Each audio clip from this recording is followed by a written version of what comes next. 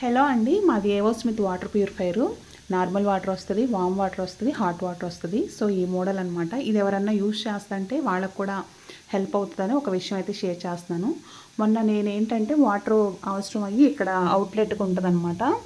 అంటే మనం ఇక్కడ నుంచి నార్మల్గా పట్టుకోవచ్చు. ఎప్పుడన్నా ఊరు వెళ్ళినప్పుడు లోపల ట్యాంక్ అంతా క్లీన్ చేయాలంటే కింద అవుట్లెట్ ఉంటుంది.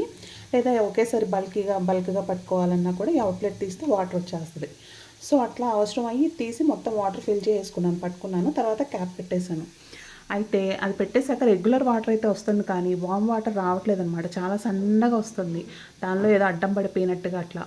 ఏంటా అని చెప్పి సరే ఇంకా మేము కస్టమర్ కేర్కి కాల్ చేస్తే అతను చెప్పాడు, ఒక్కసారి క్యాప్ తీసి మళ్ళీ పెట్టండి, ఎయిర్ లాక్ అయ్యి ఉంటుంది, దానివల్ల రావట్లేదు, మీరు అది క్యాప్ తీశారు కాబట్టి అని చెప్పి అన్నారు.